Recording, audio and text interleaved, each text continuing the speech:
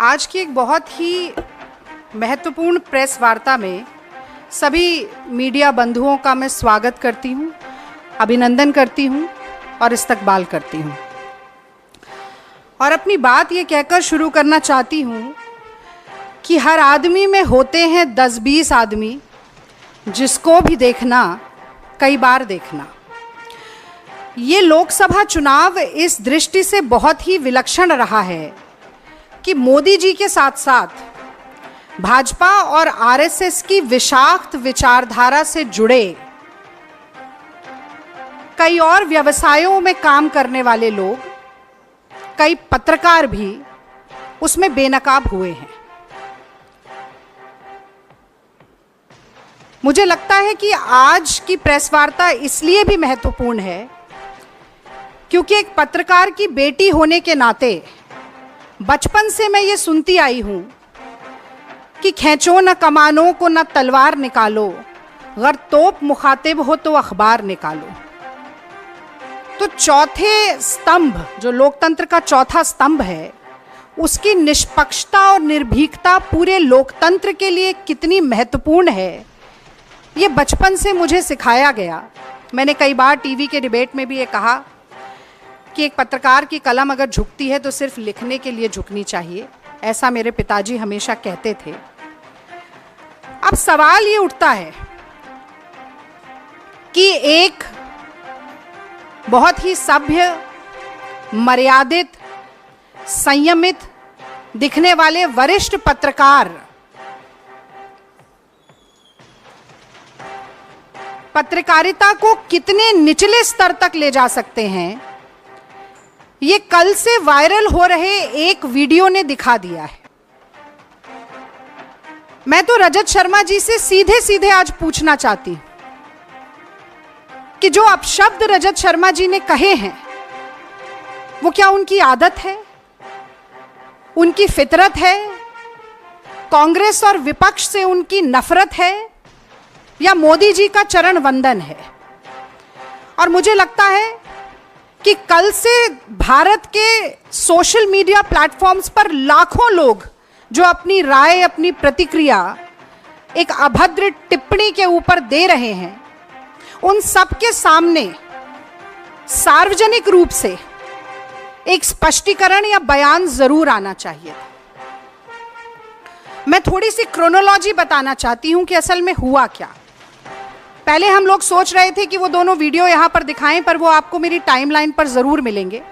ये वाकया है 4 जून का, जिस दिन नतीजे लोकसभा चुनाव के सामने आ रहे थे और मैं यहीं एआईसीसी के प्रांगण में बैठकर इंडिया टीवी पर बहस कर रही थी।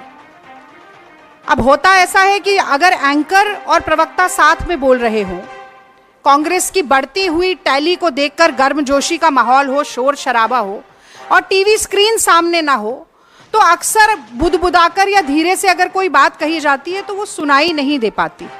उस दिन मैं नहीं सुन पाई, मेरे सामने टीवी स्क्रीन भी नहीं थी। फिर ये वीडियो अचानक से वायरल होना शुरू हुआ। कल मेरे और पवन खेड़ा जी के संज्ञान में हमारे कुछ कांग्रेस के कार्यकर्ताओं ने भी, और ट्विटर यानी कि एक्स, पहले ट्विटर कहा जाता था, उस प्लेटफॉर्म पर भी हमें कई लोगों ने ये वीडियो भेजा। और मैं सच कहती हूं, पहले तो यकीन नहीं हुआ कि रजत शर्मा जैसे व्यक्ति सार्वजनिक तौर पर एक लाइव डिबेट में इतनी भद्दी गाली का प्रयोग कर सकते हैं। और चूंकि जो वीडियो हमें भेजा गया उसमें नीचे वो गाली लिखी हुई भी थी, तो मन नहीं माना कि ऐसा हो सकता है। हम इंडिया टीवी के प्लेटफॉर्म पर गए, वहां से जो उन्होंने खुद फुटेज डाली थी उस फुटेज को निकाला, उस फुटेज की उस क्लिप को निकाला जिसमें ये वाकया घटित हो रहा है। और वहां पर भी, जिसे अंग्रेजी में एक एक्सप्रेशन कहा जाता है, अंडर द ब्रेथ, बुदबुदाकर, धीरे से, केवल इस बात पर कि मैं उन्हें टोक रही हूं कि कांग्रेस पर आज भी लगातार प्रहार मत कीजिए। शायद मोदी जी की घटते हुई संख्या और कांग्रेस की बढ़ती हुई संख्या को देखकर झुंझला इतना गए कि उन्होंने वो गाली दी। और अब मैं एक नारी के तौर पर भी, एक भारतीय महिला के तौर पर मैं ये जानना चाहती हूं रजत शर्मा जी से कि ये बात सिर्फ एक रागिनी नायक की नहीं है। मैं 10 साल से ईमानदारी से अपनी पार्टी का पक्ष टीवी पर रख रही हूं। आप पत्रकार होते हुए भी भाजपा का पक्ष रख रहे हैं। मोदी जी के साथ जो आपका इंटरव्यू हुआ वो सबने देखा, किस तरीके की बातचीत उसमें हुई, सबने देखा। मेरे माँ बाप, मेरे बूढ़े सास ससुर, मेरे बच्चे, सब वो वीडियो देख रहे थे। कांग्रेस के लाखों करोड़ों लोग, इस देश की जनता वो वीडियो देख रही थी। आपने मुझे गाली दी सिर्फ इसलिए कि मैं ईमानदारी से अपनी पार्टी का काम कर रही हूँ, इसलिए कि मैं ईमानदारी से अपनी पार्टी का काम कर रही हूँ।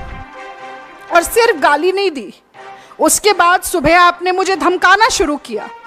आपने कहना शुरू किया कि अगर प्रेस कॉन्फ्रेंस किया जाएगा तो डेफेमेशन का केस करेंगे। मतलब आप चोरी करें, उसके बाद आप सीना चोरी करें। आपको लगता है कि धमकाने से हम डर जाएंगे? और ये आंसू सिर्फ इसलिए नहीं है कि मेरा अपमान हुआ है, ये आंसू इसलिए कि आप सोचते हैं कि सत्ता का घमंड इतना है, अहंकार इतना है। आपको लगता है कि आप कुछ भी करेंगे और बच के निकल जाएंगे क्योंकि मोदी जी का हाथ आपके ऊपर है। आप गाली दें, उसके बाद आप कहें कि आप ही डेफेमेशन का केस करेंगे और कांग्रेस पार्टी पीछे हट जाएगी। मैं याद दिलाना चाहती हूं आपको रजत शर्मा जी, महात्मा गांधी ने इस देश में सबसे पहले अभय का पाठ पढ़ाया था। चंपारण में नीलहे जबरदस्ती नील की खेती कराते थे। गांधी जी ने कहा था कि सत्ता के गुरूर से डरो मत, अत्याचार से, शोषण से डरो मत। कितनी भी ताकत हो सरकार के पास, डरो मत। और मुझे लगता है कि वही आज राहुल गांधी भी चरितार्थ कर रहे हैं जब वो ये नारा देते हैं डरो मत। तो देखिए, हम डरे नहीं, आपकी गीदड़ भपकियों से नहीं डरे। सबसे पहले तो मुझे लगता है कि आपको बताना चाहिए था कि अगर आपने गाली नहीं दी तो आपने कहा क्या है, कौन से शब्दों का इस्तेमाल किया। वो आपने नहीं किया क्योंकि न सिर्फ आपका मुखौटा हटा है बल्कि आपके मन में कितना मैल है, कितना जहर है, कितना गुस्सा, कितना क्रोध, कितनी घृणा है, वो सब आज कहीं ना कहीं बाहर आया। तो आज विलंब हुआ, हमने सुबह 12 बजे प्रेस वार्ता रखी थी। उसके बाद ये क्रिमिनल कंप्लेंट हमने लॉन्च की है, ये आपसे हम शेयर करेंगे। 2 sections, section 294 and section 509 of the IPC. Section 294 कहता है, whoever to the annoyance of others does any obscene act in the public place or sings, recites or utters any obscene song, ballad or words in or near any public space shall be punished with imprisonment of either description for a term which may extend to 3 months or with fine or with both. और दूसरा section 509, outraging modesty of a woman. Whoever intending to insult the modesty of a woman utters any words, makes any sound or gesture, or exhibits any object intending that such word or sound shall be heard, or that such gesture or object shall be seen by such woman, or intrudes upon the privacy of such woman, shall be punished with the imprisonment for a term which may extend to 3 years and also with fine.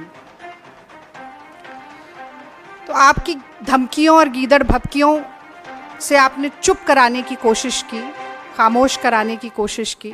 हमने ये criminal complaint launch की है और हम न सिर्फ ये उम्मीद रखते हैं कि इस पर प्राइमा फेसे इन्वेस्टिगेशन के बाद एफआईआर भी दर्ज होगी, बल्कि मैं आज एनसीडब्ल्यू को भी आप सभी मित्रों के माध्यम से जगाना चाहती हूँ।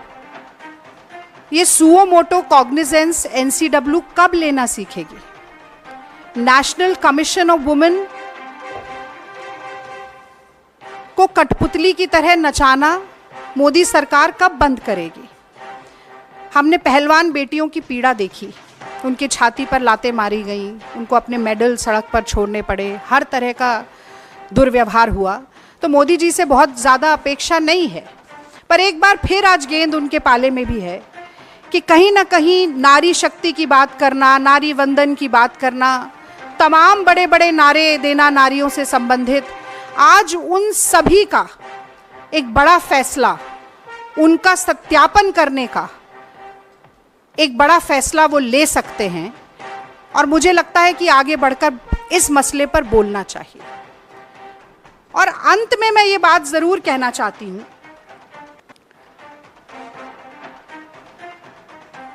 कि हमने पिछले 10 साल में देखा, विपक्ष के प्रवक्ताओं की घेराबंदी होती थी, विपक्ष के प्रवक्ताओं को कम समय दिया जाता था टेलीविजन के डिबेट पर, विपक्ष के प्रवक्ताओं को बहुत सी बार म्यूट कर दिया जाता था, भाजपा के प्रवक्ताओं को कवर फायर मिलता था एंकर की तरफ से।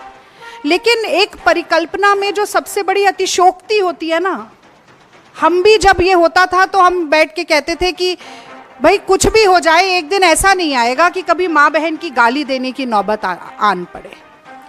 और मुझे लगता है कि उस भयावह परिकल्पना को चरितार्थ करने का काम, उसको यथार्थ में बदलने का काम जो रजत शर्मा जी ने किया है, अगर नैतिकता का एक अंश भी उनके मन में होता तो ये मुझे डेफेमेशन की धमकी देने के बजाय सार्वजनिक प्लेटफॉर्म पर, अब वो बहुत सारे एंकर्स से और भाजपा के ट्रोलर से और गाली दिलवा रहे हैं। आप जरा देखिएगा एक बार टाइमलाइन पे जाके, भद्दी से भद्दी गाली, खतरनाक से खतरनाक धमकी मुझे दी जा रही है।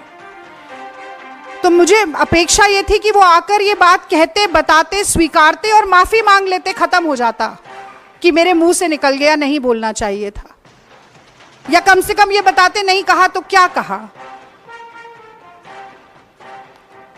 तो ये जो घमंड है, ये जो धृष्टता है, ये जो अहंकार है, ये जो अहम है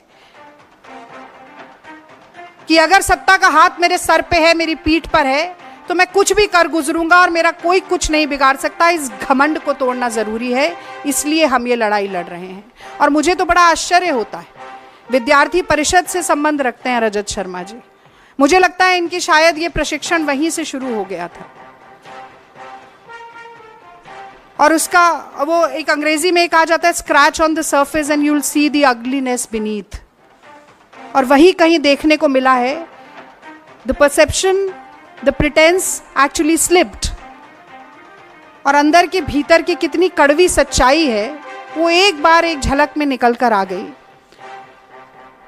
तो एनसीडब्ल्यू इस बात का संज्ञान ले। प्रधानमंत्री नरेंद्र मोदी अगर इस देश की नारी शक्ति के प्रति लेश मात्र भी श्रद्धा रखते हैं, सम्मान रखते हैं मन में, तो इस बात का संज्ञान ले।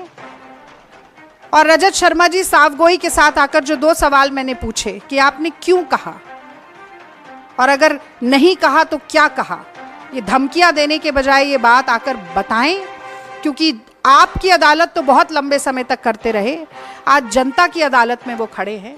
और मुझे लगता है कि ये सिर्फ रागिनी नायक का अपमान नहीं है, ये पत्रकारिता पर एक बड़ा लांछन है। आज पत्रकार साथी अगर एकजुट होकर नहीं कहेंगे कि ये गलत है, नहीं होना चाहिए, तो आज एक रागिनी नायक के साथ हुआ है, कल किसी और के साथ होगा।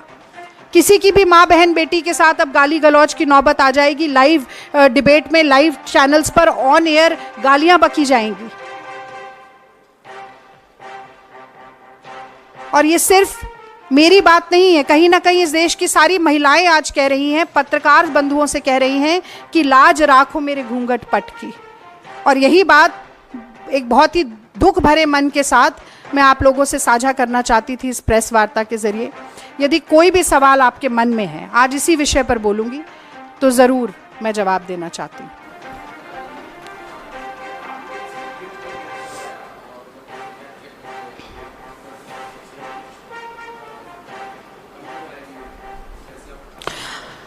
आदेश जी, मैंने जैसा कि आपको बताया कि जो पहला वीडियो मुझे मिला वो भी मेरी टाइमलाइन पर है, वो वीडियो मुझे लगा कि एडिटेड है, क्योंकि उसमें नीचे एक गाली लिखी हुई है, ऊपर ये भी लिखा हुआ है कि रजत शर्मा गाली दे रहे हैं।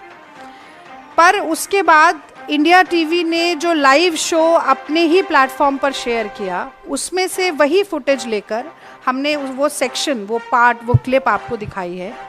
अगर वो मॉफ्ड है तो इंडिया टीवी अपने ही सीनियर मोस्ट एडिटर की मॉफ्ड वीडियो क्यों शेयर करेगा? वो किसी और प्लेटफॉर्म से नहीं ली गई, उसके साथ कोई छेड़खानी नहीं की गई। और जो आप जांच की बात कर रहे हैं, मुझे लगता है ओनस ऑफ प्रूफ इस वक्त परपिट्रेटर पर है, अग्रेसर पर है, जिसने गलती की है उसके ऊपर है। तो अगर ये जांच की मांग होती है, वो जांच करवाएं ना, वो मांग कर रहे हैं ना हाँ कह रहे हैं ना कह रहे हैं। उन्हें लग रहा था कि एक लीगल धमकी देंगे और सारी बात खत्म हो जाएगी, ऐसा हुआ नहीं। अब ये क्रिमिनल कंप्लेंट भी है, तो ये हम बीच में छोड़ने वाले नहीं हैं, अंत तक इस लड़ाई को लेकर जाएंगे।